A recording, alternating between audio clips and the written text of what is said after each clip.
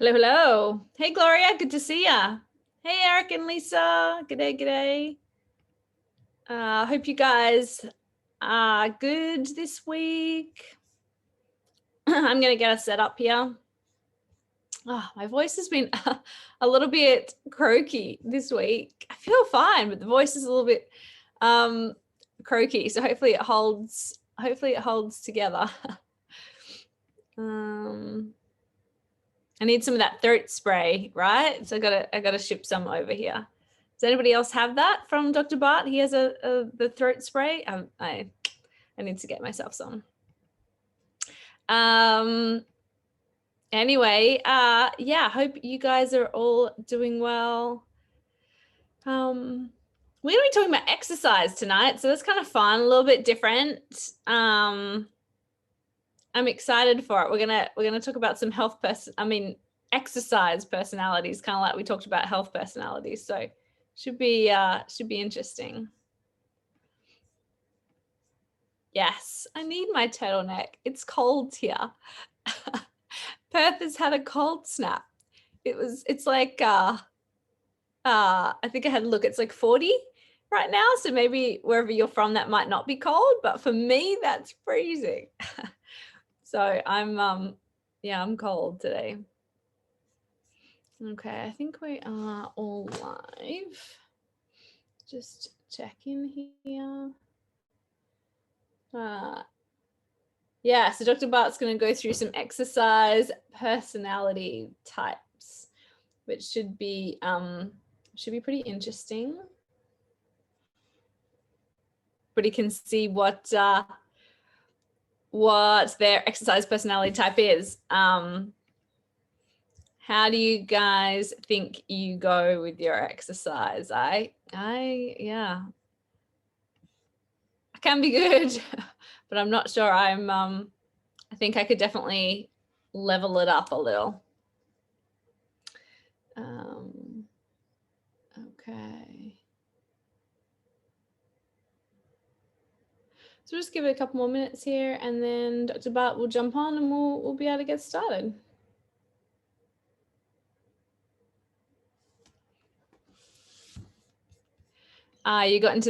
Eric and Lisa got into the habit of exercising. Yeah, awesome. I mean, that's what you've got to do for sure. Dr. Bart, hello, hello. Hello there, dear. How are you? Great, thank you. You doing good? That's good. Yeah, doing good. Excited to dive in to all about exercise tonight. Yes, first I noticed that you had a sweater on. I'm freezing. I was just saying it's 40 here. 40's cold for Florida, right? Yeah, it's cold in Florida. Cold anywhere.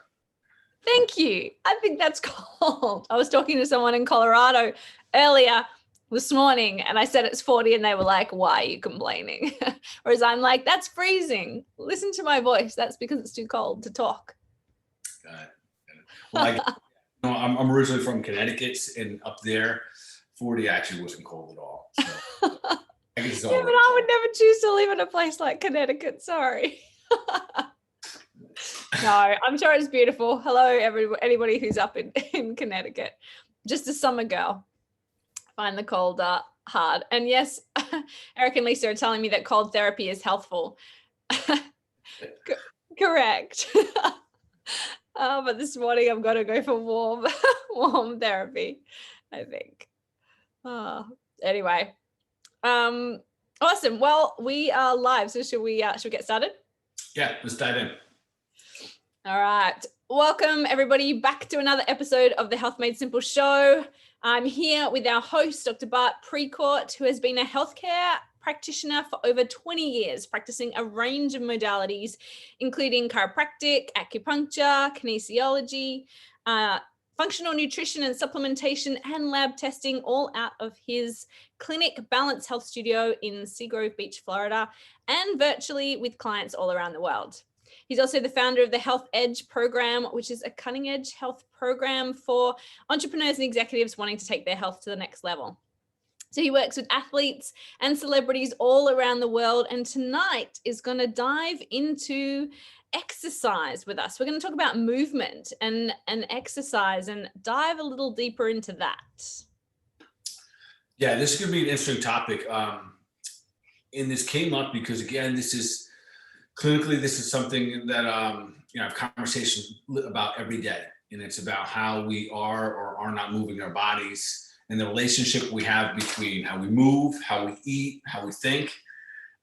There's definitely some built-in concepts that have been around for many, many years, some almost like myths, if you want to call it, and we can dive into those. And then today, if you guys, of course, first, let me just say welcome, everyone. Good to see everyone. If you're here on Zoom and you have questions, absolutely fire them away. We will get to them.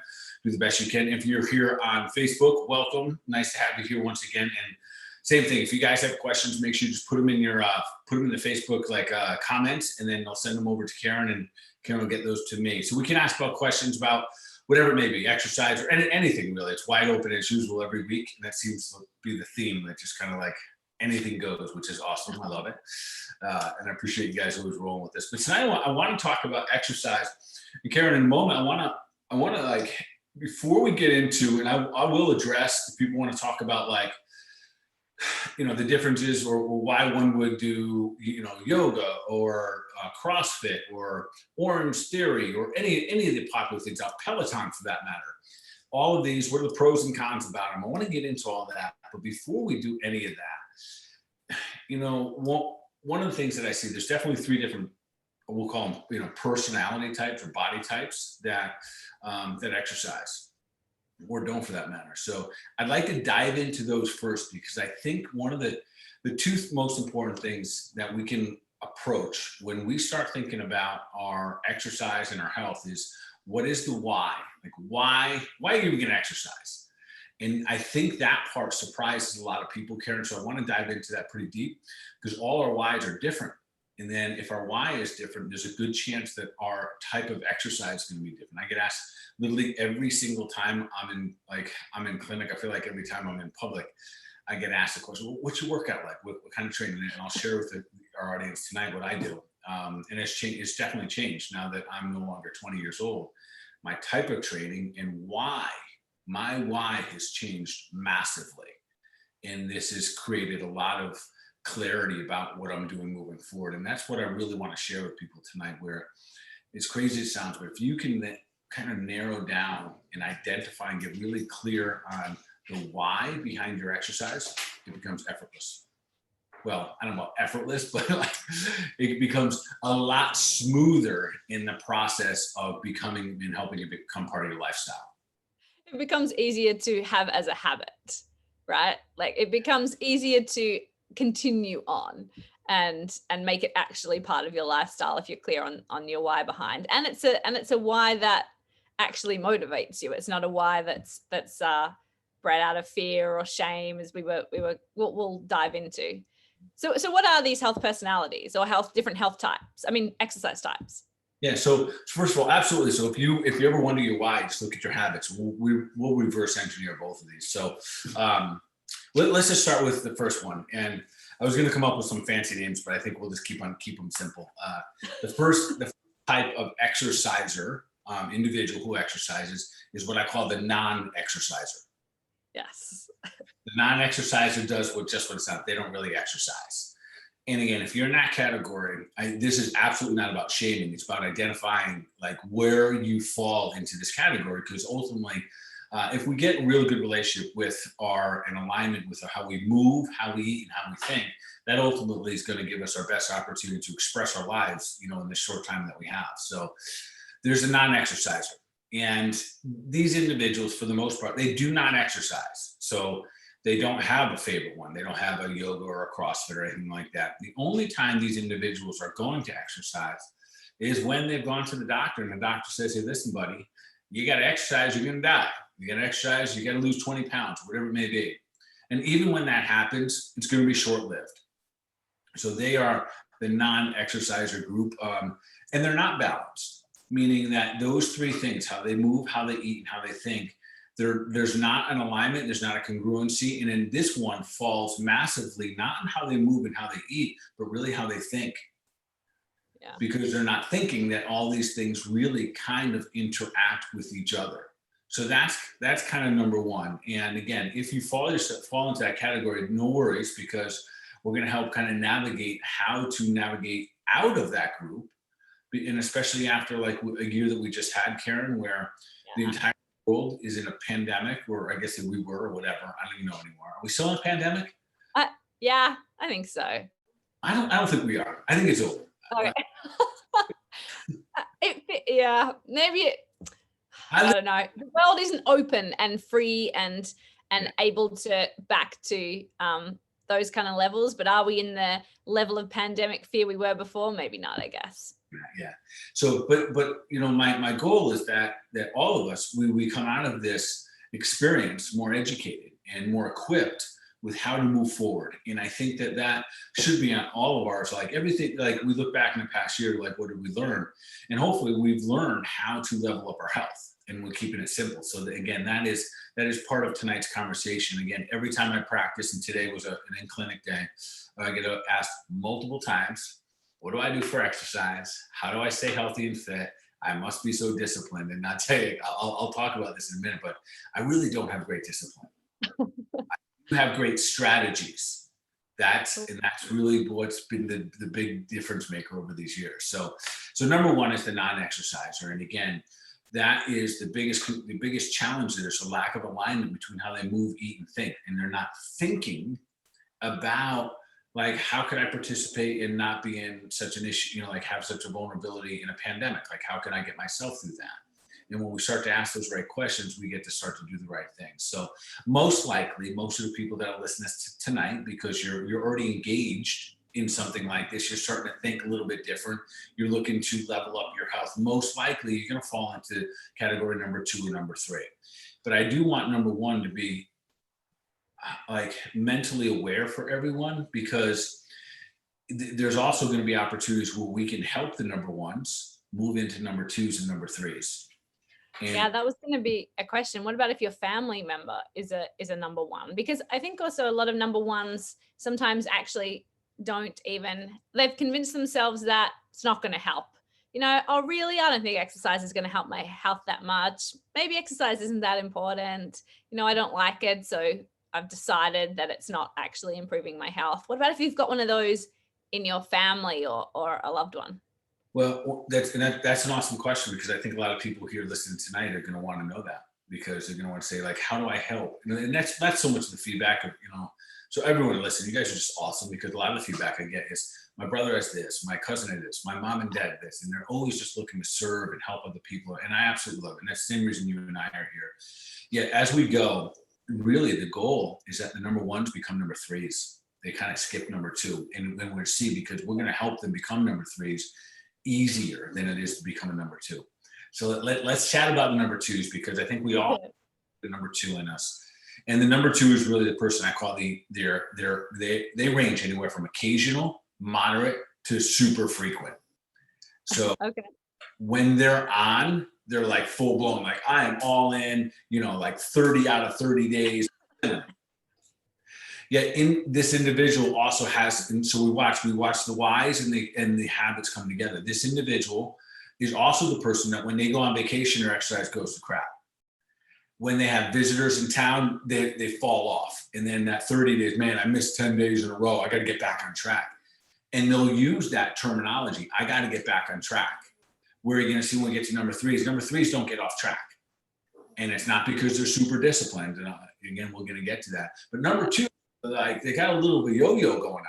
Probably the biggest characteristic, or one of the biggest eye-opening or certain characteristics about the number 2 is that for the most part, they're using their exercise to compensate for their bad diet. So, or, and this is not a knock, and this is more of a thinking thing, they exercise predominantly to lose weight. And how do we know? How does this really show up? If this individual, the number 2, if they stop exercising for a month, they will gain significant weight. Yeah. A number 3, that won't happen to. And really, Karen, that happens because when we look at how we move, how we eat, and how we think, and that's our benchmark for moving forward in our health. If you're moving good, awesome. If you're eating good, awesome. If you're thinking good, awesome. But if you stop one, you shouldn't stop all 3. But here's probably my favorite thing that happens. This is the moderate frequent, exercise who's all in, killing it with Peloton every single morning, or killing it with CrossFit, or 7 hot yogas in a row, whatever it may be. They're doing their thing, and they'll have like a kick-ass workout, and then that night they'll blow it out. They'll reward themselves, and this is the word. I'm going to reward myself with a cheat meal. Yeah. 2. That's, I earned this extra cocktail. I earned this piece of cake. I earned these French fries, these donuts, these muffins, whatever it may be. And there's a link here that they're actually exercising, and their reward is to go off track with a lot of their nutrition. And it's how do I know this, Karen? Just 24 years of me hearing it day in and day out. And often I just want to ram my head into the wall. I'm like, wait a minute. You rewarded yourself drinking. You rewarded yourself with, a bucket of ice cream. And that's real. Like, that's as real as it gets. That's probably the biggest group of exercisers out there, is that very group. Yeah, definitely. And I think there are ranges within number 2 as well. Like you were kind of saying, not all the number 2s necessarily do the reward thing, but they're still exercising out of shame, guilt, fear. They're exercising just because they want to lose weight. And we were talking before the show, there's a lot of pressure in society, especially potentially on women, but on men too, to look a certain way, and that's where then their exercise why comes from this like pressure from society to be something, as opposed to really wanting to up level their health, improve their body, feel better. It comes from this place of scared to gain weight, really.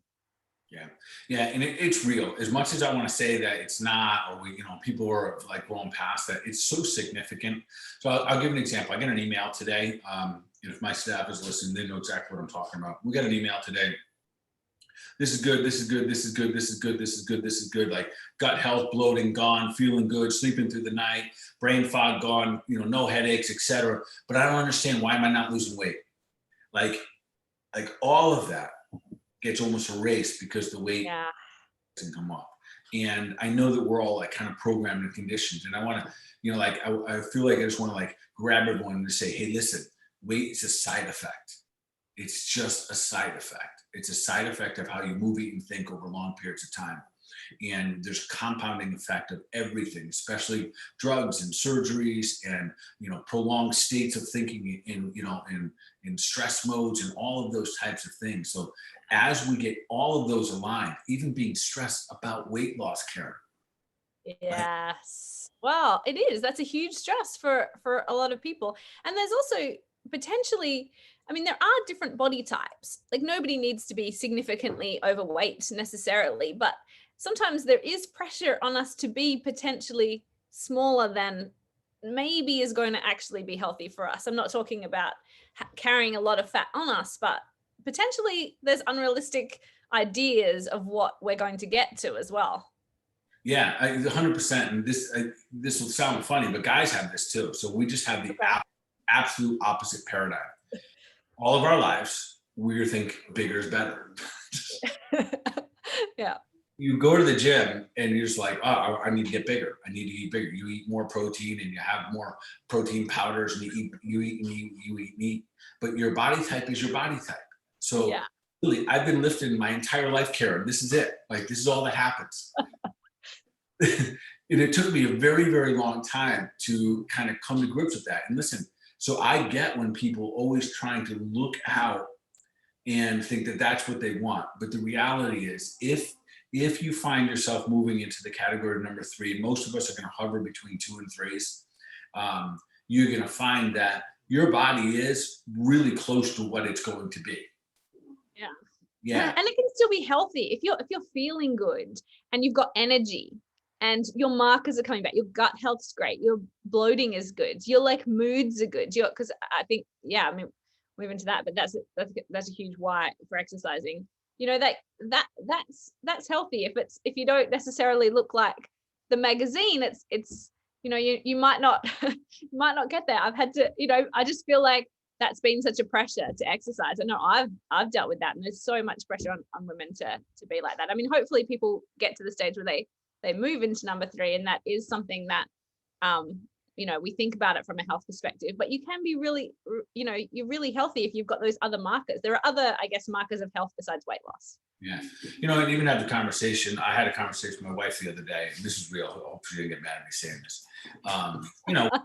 20, we both are we're not 20 anymore. So we passed the half century mark this year. And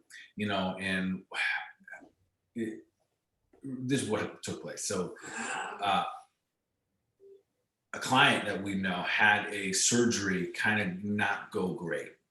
And it was like an elective cosmetic surgery, and it did not go great.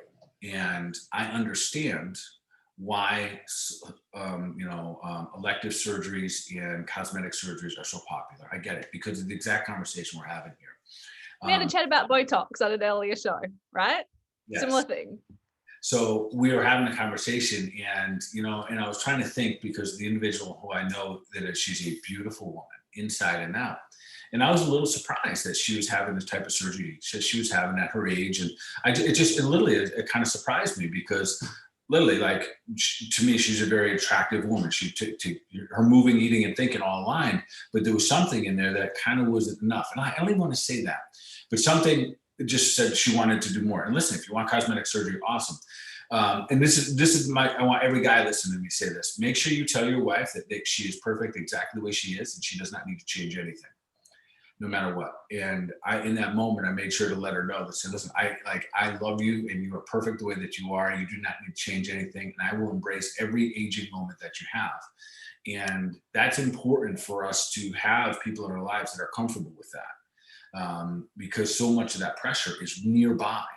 It's very close by. So I think that, make sure that for everyone listening tonight, that you do somehow find your way of letting other people know that they are aging gracefully and beautifully, because there's that other pressure there to maybe weight loss, but maybe to hold on to youth. And the truth is, we do age. Yeah. And almost, really lucky too. Some people don't get to age. What a privilege to have made it to 50, right? Like, there's a lot of people not lucky enough to have made that. But I love that. I think the more we can tell people that, or reaffirm that, and even, I guess, around kids, talk about different health things as opposed to weight loss. Be careful of the language we're using around younger girls that are susceptible to, I don't know, this starts when you're young. And then, as you worry about weight loss at one stage, aging, as you get even to, by the time you get to 30, you're starting to worry about aging, really, let alone 50, really. I always, and it's interesting what our concepts about age, and then maybe that'll be another conversation for another time here. So let's get to number 3 real quick. So just real quick, one was an exerciser. The number 2, I didn't call them the data. They were like frequent, moderate to occasional, but they're all in at times. They're like hardcore. They go for it. Usually there's a compensation there, because they're dieting so good. They're always out on the weekends. They're always making up, like killing it during the week, crushing it in a different way on the weekend. And it's kind of this not super aligned, super, congruent type of methodology. And if they took a month off, they would be gaining weight. Now, number 3 is a little bit different. They are the always and give me more. Always and give me more. But so I want to make sure that I'm clear on this. There's an alignment of how you move, eat, and think. So not like they're working out 7 days a week, because how they think is that this is for weight loss. And we'll loop back around to that in a moment. But the number 3, and this is over time where I've personally found myself as a number 3. And I say always, and there's a couple of reasons what characteristic will find this person, this type of personality type, and then you can find what exercises fit good. We'll go to there next. We'll go to the specific types. So this individual is going to be someone who, when they go on vacation, there's a good chance that they've actually planned their vacation around their exercise. And that could be a long bike trip. It could be a hike. It could be, scuba diving or something, but it's built around their exercise and not necessarily all around like drinking and eating. And those are big differences, because I've done both of those in my life. So when my wife and I now go on vacation, we typically plan our vacation based on the quality of spa that they have. and we'll look for the, you know, the best spas in the world. And those are the places that make our destination. So the individual who's going to, like, in this category number 3, they're always give me more. And the mentality there is a little bit different, Karen. So this isn't the group that's actually killing it the hardest in the gym.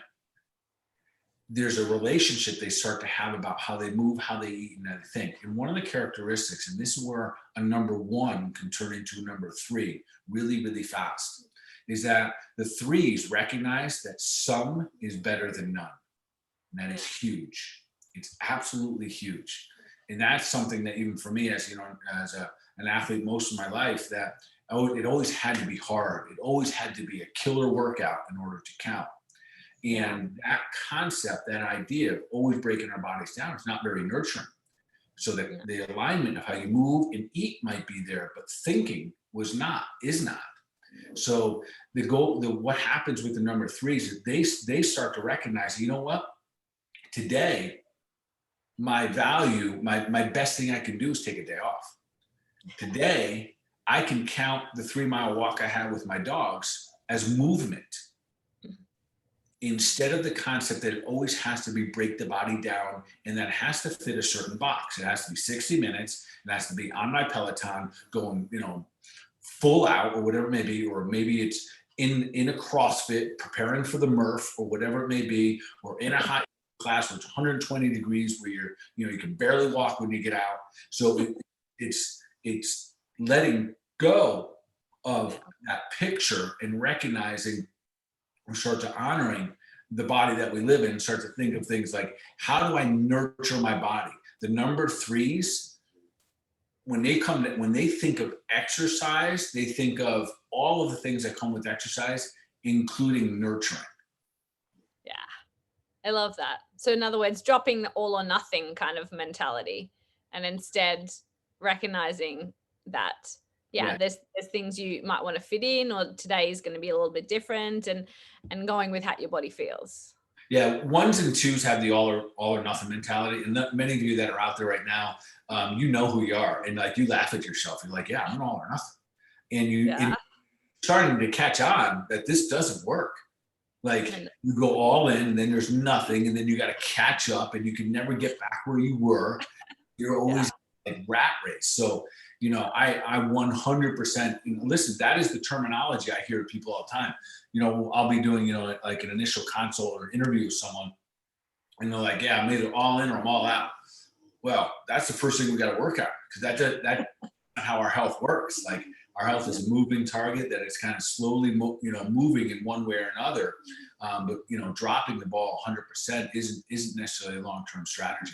So with the number 3s, and this is why it really is, if you know a non-exerciser, supporting them, and maybe we take out the verbiage of exercise, and we take out, I know this sounds crazy, take out the verbiage for the ones of exercise and workout.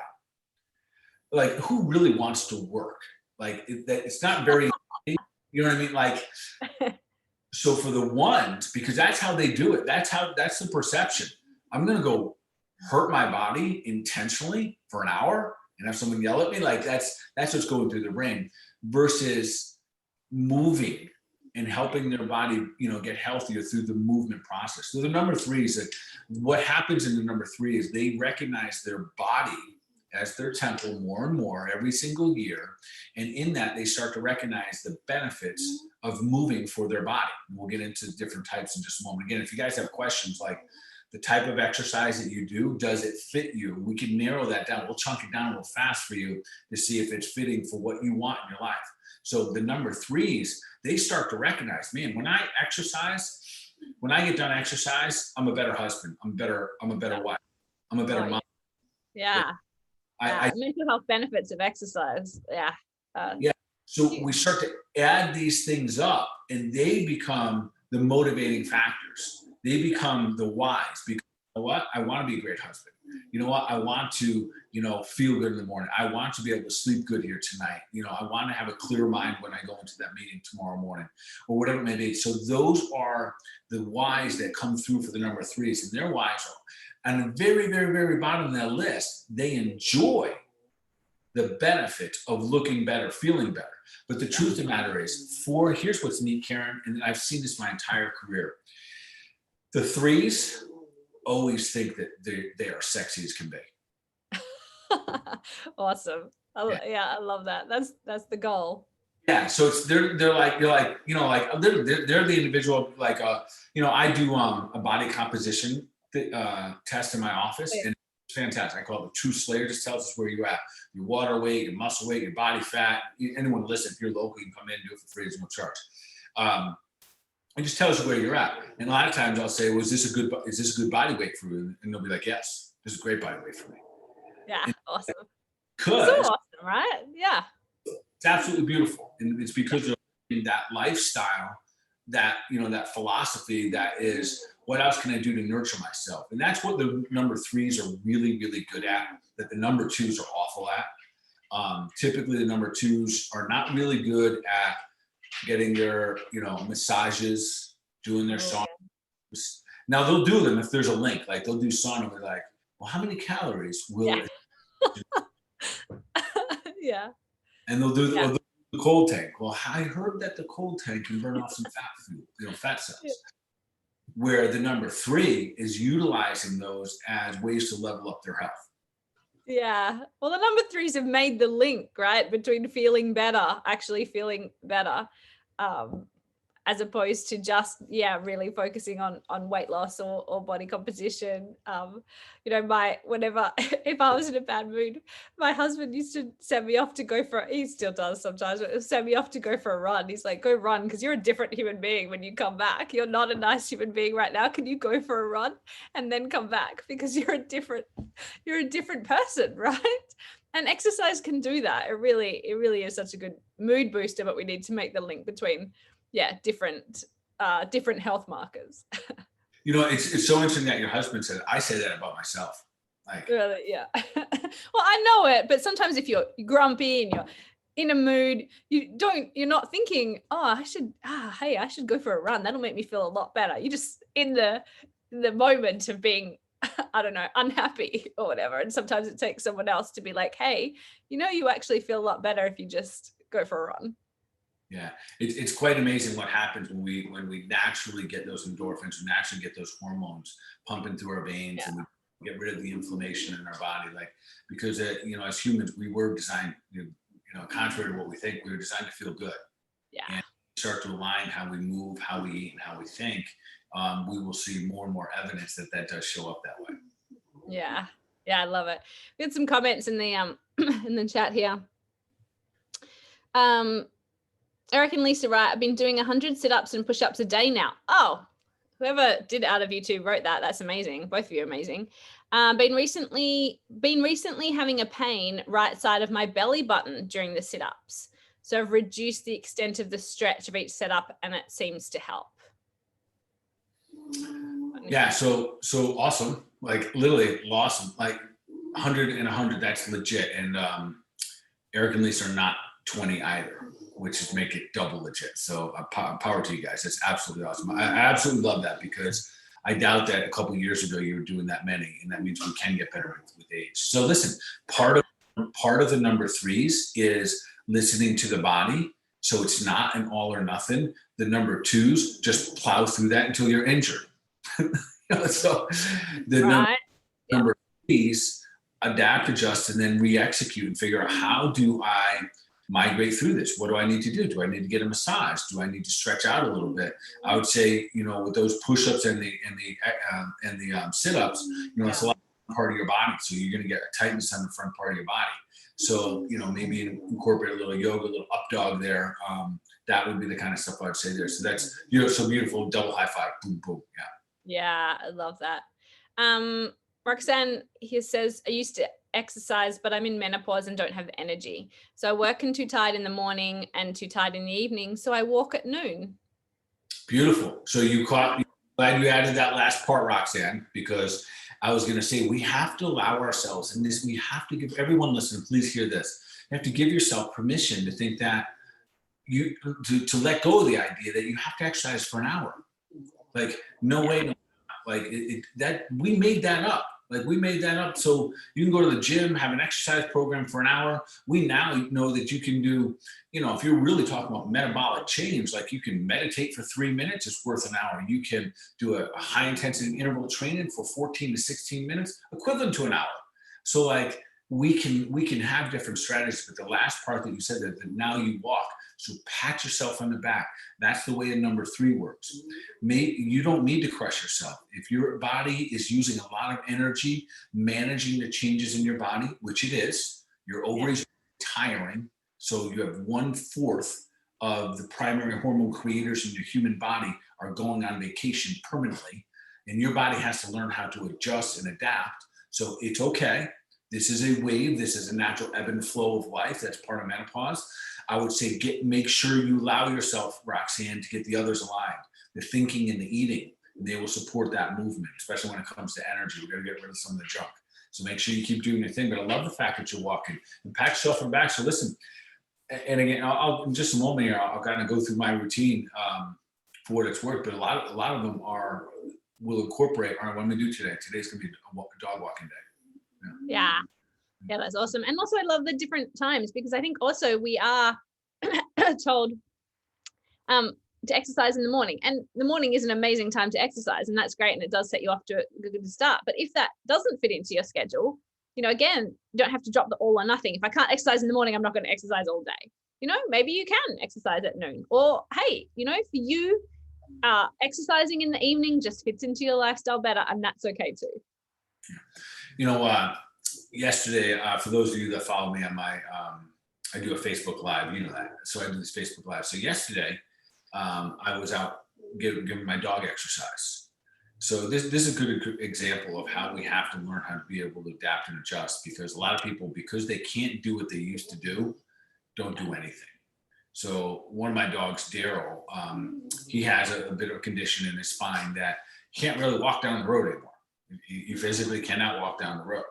Yeah. He swim like a dolphin.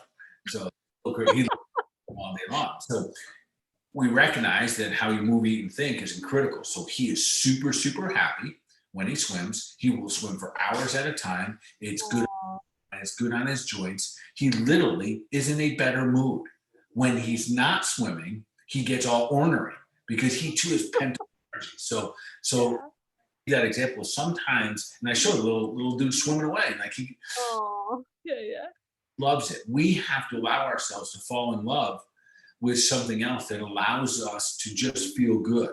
I think of my runners. If you're a runner out there, you're going to understand what I'm going to say. My runners are probably the biggest knuckleheads out there. They will run until their limbs fall off. I watch them run down the road. Whatever. Yeah. Like their knees are hurting and their legs are numb and they got sciatic pain, but they're still running every day. Just like grind. Yeah. You know what I'm talking about. And I know what you're talking about. Shin splints I've run through. Right. And it's just in the challenge with runners tire themselves from running because they've worn their body parts out. Yeah. They in their minds can't have any pleasure doing anything else. And I'm working with it's running or nothing. So I'm working now who he literally ran until he couldn't feel his feet anymore. Oh, okay, that's a bit extreme. Yeah. Trying to break it to him, easy saying you're probably not going back to running. Like this isn't happening anymore. But he can feel his feet when he rides a bike. So I'm trying to get him to find that feel again. And it takes a little bit of a switch, but we have to allow ourselves to say, listen, maybe that's not so good for me anymore. Maybe I could do this and I can find equal types of pleasure when it comes to the why, the move, eat, and think, like being the best version of ourselves, like literally leveling ourselves up, becoming, a better husband, a better wife, a better student, a better, professor, whatever you are, being the best version of that and allowing those things to happen. That means over time, it's going to have to change. Yeah, it's it's so true. I'm guilty of so many of those things, but running does give you some endorphins that get pretty addictive. But I agree. You got to be able to find something that works for your body, right? Yeah, so let's chat about some of the popular ones and the kind of the pros and cons. And there'll be a lot. I think you guys will understand when I get into these. There's a lot of different names for a lot of different things, and there's no one magic one. There's no one magic one. But if we look at well, that's a question on Facebook. Have we got a best exercise for all body types? Yeah. The best exercise is currently the one that you're doing. The worst exercise is the one that you won't do. Meaning that when you won't exercise, and I want to start to lean the verbiage here from exercise into movement, and then let's look at what we gain or what we might be missing in any type of movement. Let's just start with, like, I think something that's globally known, something like CrossFit. Okay, mm-hmm. So CrossFit essentially falls into the category of HIIT, high intensity interval training. They've got great science behind it, great technique. They've got great athletes pouring out of there. Yet it has a tremendous amount of tissue breakdown. That's reality. So from a health perspective, we say, all right, this is great at forming athletes. It's great at forming guys and girls with endurance. It is not built to get you skinny because you do heavy things. And if you lift heavy things, you need big body parts. So sometimes we forget this. So ladies, if you're trying to get all leaned out and you're like squatting 200 pounds, you're not going to get leaned out. You'll become strong, which is awesome. And, there'll be so many other benefits to that for you. Yet you want to make sure that your why you exercise. And there's nothing wrong with wanting to, get your body fit and formed. There's nothing wrong with that. But we want to make sure that the exercise aligns with it. Karen, mostly we will find ourselves doing things that we are familiar and comfortable with, but not so that's best for us. It's true. And very, very true, especially as time goes, because often what we used to do is no longer really good for us. So something like CrossFit, what's really good about it is that it is dynamic, and it's dynamic, meaning there's a lot of fast twitch stuff taking place there, which is really good for overall health and benefit. That knee-jerk reaction is good. It's very good for, as long as we don't overdo it, creating endurance in muscle, so we can go out and do yard work for extended periods of time and be fine with it. So I know this sounds crazy, but you can be CrossFitting to prepare yourself for yard work. We don't have to use CrossFit to do something that's even harder than CrossFit, right? But that's kind of our mentalities here. So that is one thing. And let's take the pull and there's and how you train CrossFit is obviously unique and individual. So I'm a huge fan of CrossFit. I also recognize the limitations and the ranges of motion that are used. So it's not always the best thing for broad spectrum people that aren't 20 anymore. It is intense for our muscles, tendons, and ligaments. So it's not fair to me to say that CrossFit isn't good for it. People aren't good for CrossFit. Yeah. And that's what's so important to understand, because I have friends and people that own these businesses and practice and train CrossFit all the time, and it does wonderful for them. The challenge is that the average individual is not healthy enough to put their body through those sequences and through those exercises. And the beauty is that most of the time, these CrossFit gyms have incredible instructors that are very form and technique oriented, and yet still our brains are not. Right. So we haven't been exercising for 10 or 15 years because we're all or nothing. We get back into, we want CrossFit. I used to be a football player, whatever it may be. And you dive back in and you blow your shoulder out because you've been sitting at a desk and you don't have that range of motion anymore. And then one day you go to do a press or you go to do a pull-up and you can't do it. So we've got to be smart about it. So there's two things that we want when we think about the movie and think formula when it comes to moving our body, is make sure that we keep mobility and creativity. That collectively is the biggest deficiency when it comes to everybody. So to answer that question, I would say, what's the greatest deficiency that needs to be fulfilled across the board? That's how I could answer that clinically. And I would say mobility is the greatest deficiency across the board. The second, the other most important thing is strength. Strength is not nearly as deficient as mobility is. So if there's something we all should probably have our eye on, it is mobility. And Karen, I say that not just because I think everyone should become a yogi. It's not that. But listen, if your spine doesn't move right, if your ribs don't move right, everything in your body works differently. Your organs have more pressure on them, the way that the toxins move in and out of your body, the way that your bowels move, your intestines, everything. As you change your posture, you are literally changing how the physiology of your body works. So having the ability to be able to be mobile is incredibly important. One of the things that shows up in my clinic, and my dads out there will understand this. So guys typically get tighter than women do earlier in their careers. I don't know why. Maybe they were too hard on their body, lifting too many weights, or sitting their butt too much. I don't know. But if the family first has a baby, that the mom can like hold on to the baby for like hours, it seems like. You know, put her on her hip and carry her around and do what she does, go shopping, play tennis with her, whatever.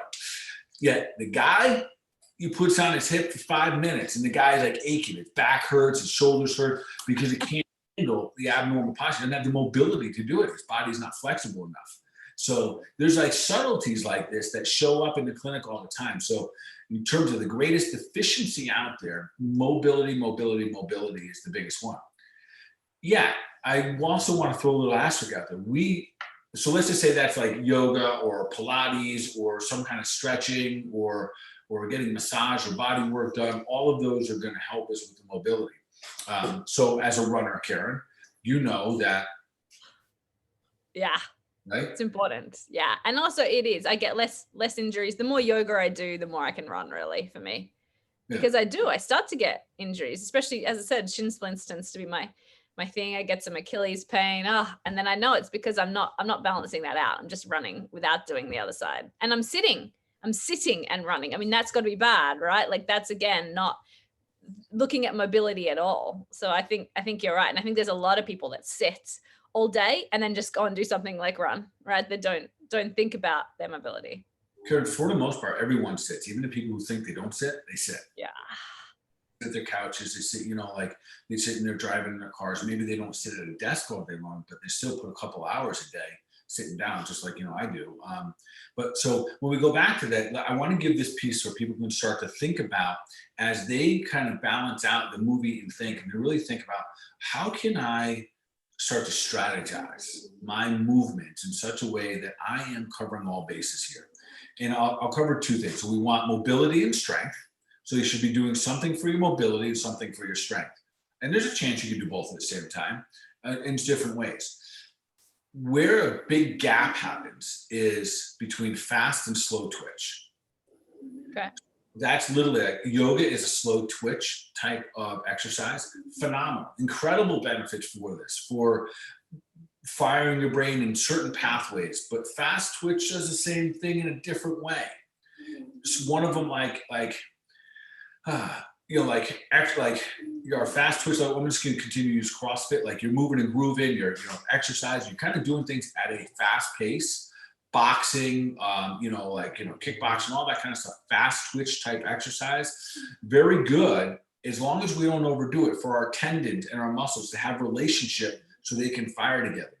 Yogis, on the other hand, if they're always slow twitching, always lengthening out, and they're not doing anything to bring things back and get a little tighter, do a little faster, they actually become very vulnerable for injury. I know that sounds crazy. They become vulnerable for injury even though they're more mobile. So having a combination of a little bit of fast twitch and a little bit of slow twitch, a little bit of mobility and a little bit of strength training is the key here. And that could look like anything. It could be someone doing, do you guys have Orange Theory there? I know what it is. I don't know if we have it. Maybe. And if any of you guys are doing exercises, go ahead and throw them out or put them in your feeds, like what you guys do. And I'll kind of just mention what we're really looking at here is that fast twitch, slow twitch, and mindful that all of them, when you're done, most likely you're going to go sit down afterwards. And we got to think about that. Probably. Yeah. So if you have tissue breakdown, a lot of fast twitch, a lot of high intensity interval training, you're doing, CrossFit at 5:30 in the morning, you crush it, you get up and then you go sit in your desk all day long. We got challenges. We're going to mold our body in there. There's tissue breakdown. Then afterwards you have fibrotic tissue, you have new cells that are going to be made and they're going to form. Where are you sitting? Yeah. So they're going to remodel based on your posture. So beyond just thinking of this as just one exercise, let's just say you are disciplined, you do CrossFit 3 days a week and you've been doing it for 5 years, your body learns how to remodel like that. It means it sits down in this posture, you have tissue that's broken down, it remodels when you get into here. It's like putting super glue wherever you're stuck, it super glues it. Now you're stuck here. Yes. So that is kind of going through each and every day. So again, no wrong or right with any one. The one thing that I would say, again, so mobility is a big lack, and then a big gap or lack in all of when it comes to movement is nurturing thy body. Yeah. And with that, I mean, what if somebody, you know, we're talking about, okay, there's benefits of this type of exercise and that type of exercise, but what about if somebody, you know, we talk a lot about adrenal fatigue and having adrenal issues. I mean, what if somebody does have a lot of stress in their life, maybe has some adrenal stuff come up on their lab panel? Is there a better exercise for them? Oh, absolutely. Yeah. So the person who has like adrenal fatigue, any hints or signs of it, and one of the signs would be that your exercise is actually making you more sore and it's harder and harder to recover. Immediately, you have to stop your high intensity interval training. That's a must. Any tissue breakdown, then you're going to migrate more to like a yin yoga, something that is good. You're getting using breath. You're using, you know, like subtle movements. You're using postures to create the health benefit more so than your tissue breakdown and your active movements. Anyone with an adrenal, like, you know, like especially if your adrenals are a little bit tapped, you definitely got to tone it down, because if you give up that energy in the gym, you're going deeper and deeper and deeper. And the challenge there, Karen, one of the big challenges with that individual, most likely, they're also gaining weight. Yeah. A lot of time in adrenal fatigue. Some of their body might be getting really thin because they're losing muscle mass, but around their waist, because of all the cortisol and the stress hormones that's produced, you'll often start gaining weight, you know, around your waist. So, and then, you know, I think some of the people understand that what'll happen in adrenal fatigue, your body like starts to kind of, you know, it's almost like it's eating itself up. Your cortisol production, that's your stress hormone, will literally break down tissue. Like it's bad for muscle growth. So you start to kind of wither away and develop this belly, and it's not very favorable. The challenge in the moment, our brains think, well, I know how to fix this. I'm going to go to the gym and work harder. Yeah. And it's not. Yeah. Deeper. Yeah. And you know what, like a number of years ago now, that was so me. I mean, I do tend to be someone that fills her plates a lot. And so, you know, have had times that I need to think about maybe my stress levels, adrenals, things like that. And I was the way to lose weight is running more or doing something like that. And there was a time instead I ended up doing a lot of yoga. I got really into a yoga course. Still probably a bit all or nothing, but still anyway. And it was the time, totally. We all have things to work on, but it was the time that the weight just fell off. Literally. And all I was doing was yoga. I stopped all the running. I stopped all the other stuff and I was just doing yoga. And for me, it was actually, in terms of exercise, if I didn't change anything else, because I didn't change anything else, it actually had the biggest impact on my weight, because my body just needed that moment to chill. Taking that time every day to go and do yoga, or 5 times a week, not every day, but just, yeah, really, really chilled it out, I guess, enough to let the weight go. Yeah, you're absolutely right. You know, and I think in today's environment, the more we can bring things into our life that helps tap into our thinking, you know, and like levels us out and gets us a little bit more, you know, congruent, a little bit more grounded, a little bit more, you know, like in touch intuitively with, you know, this innate wisdom, you know, like, and just takes it all down a notch, shutting everything else out.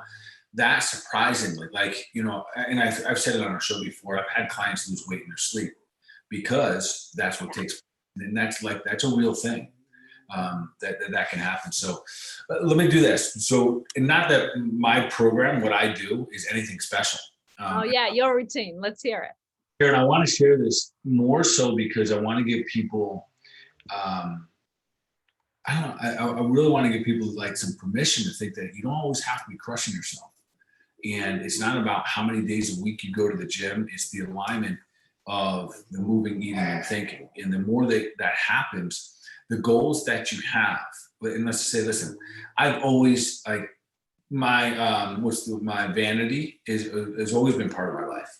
It is what it is, like, right. But it has a different place, because I recognize I recognize how my body shapes or forms more so than I ever have. I understand it better here. So I'm not going to say that I don't care how my body looks. I'd be lying to everyone. Like, that is part of it, but I also understand I'm no longer 20. But there's been some interesting things this last 6-7 years and how I've approached. So I've had, numerous injuries. So let me just kind of roll through it, and I want to hear the whole thing, because it's not just about my exercise. It's literally about how I move, eat, and think. And so many of you that do know me know that I eat clean.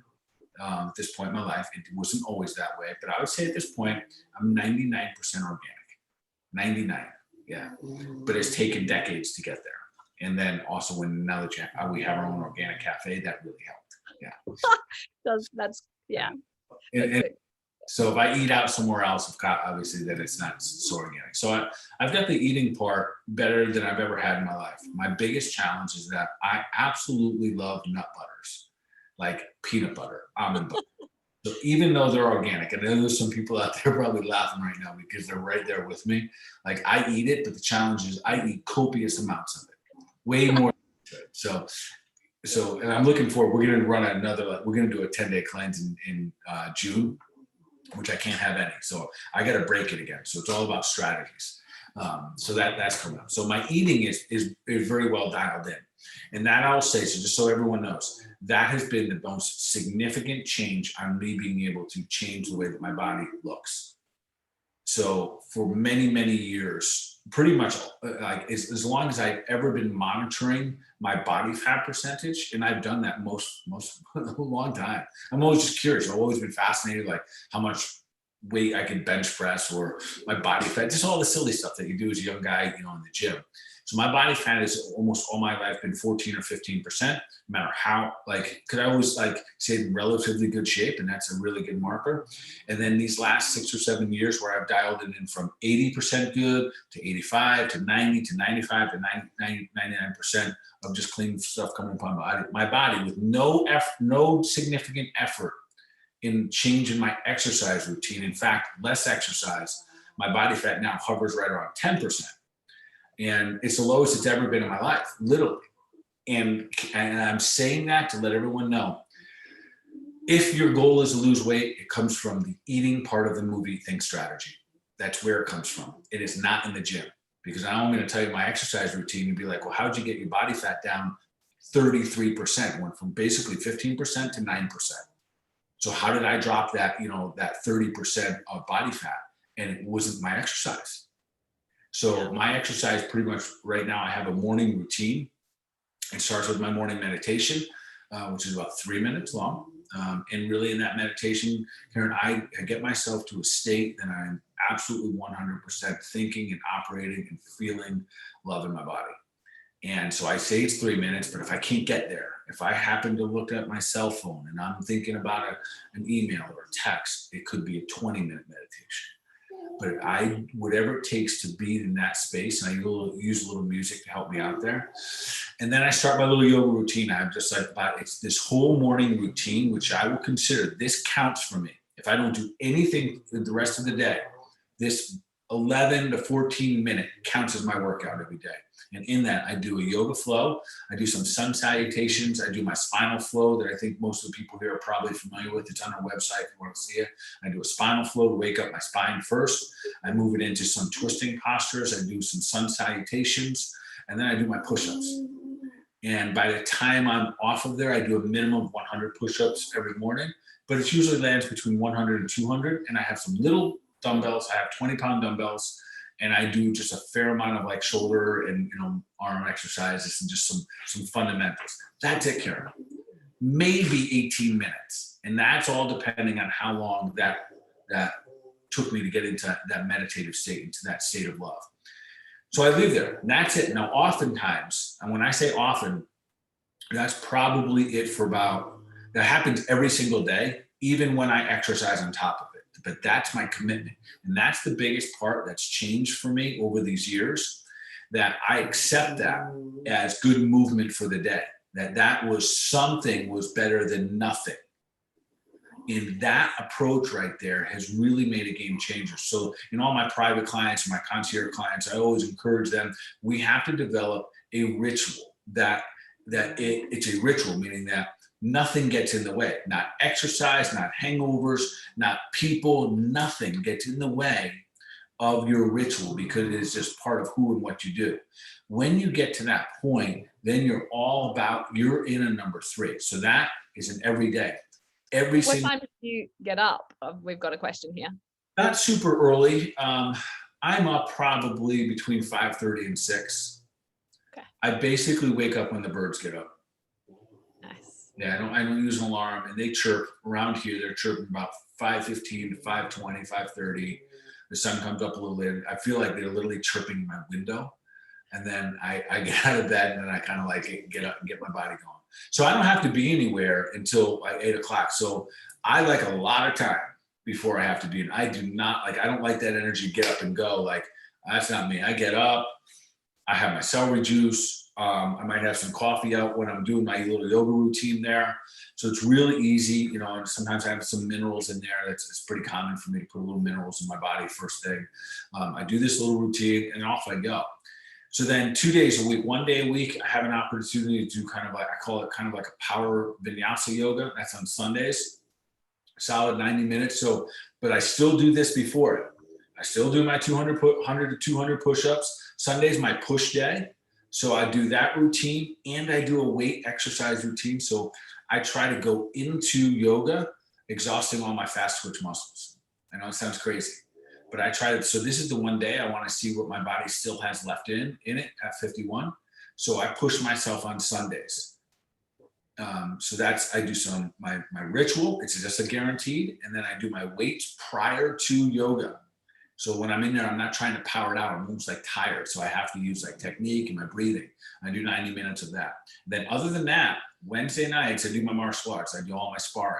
And that really pushes me cardiovascular. Now, I have a lot of work to do with my cardiovascular system. So this summer, I expect that I'm going to bump that up a little bit, because I'm like gassing out after like 5 or 6 rounds. So I'm going to ramp that up. But when you look at that collective, so I don't go to a gym per se. I think this last year has really given me the flexibility of, and I love gyms. Listen, I love gyms.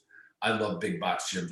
I am one of those guys who literally just walk around, like sit down and do a machine and do another one, lift them up. I can spend hours in a gym. I love it, but we don't it's not real conducive to me here and spending that much time in a gym. So the reason I share that is because the benefits now, my body, I'm more flexible than I have been. And I've got copious amounts of injuries that I can make as excuses, but it is my nutrition and how I align the movie and think. And my thinking part is what gets me to do that ritual every morning. That if I don't do this, I might step back and not be able to be the best man, the best, leader, the best coach, whatever maybe that I'm trying to be here. So I share all that, not because I think my exercise routine is spectacular. It's probably a lot less than most people think. Walk the dogs often. And, I'll get a mile in here. I got a mile in this morning. So I didn't really count that, but that counts. Yeah. And then I'll probably get a mile when we're done here. So those little things add up. And I never so it's only twice a week do I actually have what I would call tissue breakdown. Thursdays after I train. So strategy now more so than pushing hard. Thursdays after I train, we have on the books every Thursday, massage therapist comes to the house. Yeah, nice. And that's something that I would have never given myself in the 30s.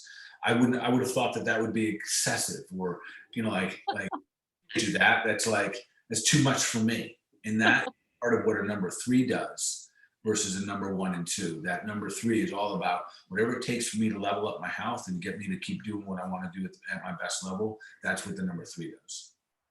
Yeah, I love that. And I love also that, your dog walk does count. If people are, the more people can think about just staying active throughout the day. How much can you stand up when you're at your desk? How much can you walk around? Can you get in a walking meeting, even like on the phone? Those little movements are still going to provide your body with benefit as opposed to sitting. Yeah, there's so many things like our dog walker. So we have a dog walker that walks our dogs. That's what the dog walker does. I think it shows me is 12 to 15 miles a day. And I remember one time we were in a conversation, like, I haven't been able to get to the gym much. I'm like, yeah, and you don't need to. Like, is it? And then I have friends here that surfers, and they'll go out and surf for 3 hours at a time. Like, Let's count it. I got some other people that they garden nonstop. Like, those count. So it's about moving, eating, and thinking. So I know we're running tight on time here. So hopefully that resonates with somebody out there thinking that your exercise doesn't mean that it has to be in a 120-degree yoga class or doing the Murph, in CrossFit. That it can be part of just natural human movements. Consistency and developing that ritual is absolutely key.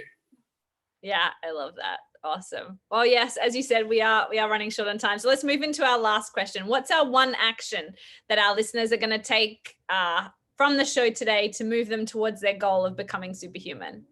Well, I'd say right kind of like that last statement there, I would just say improve your movement strategy. Yeah. And again, if you have a good strategy, you don't necessarily have to have great discipline. You just have to have a good strategy. Love it.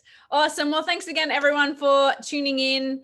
As always, we appreciate you being here, and we will be back same time, same place for another episode of the Health Made Simple show next week. Awesome. And again, thank you everyone for showing up. Keep doing the thing, keep spreading out, keep sharing the love, keep allowing yourself to keep leveling up, and always take deliberate action for our mind, our body, overall wellness. That'll be awesome.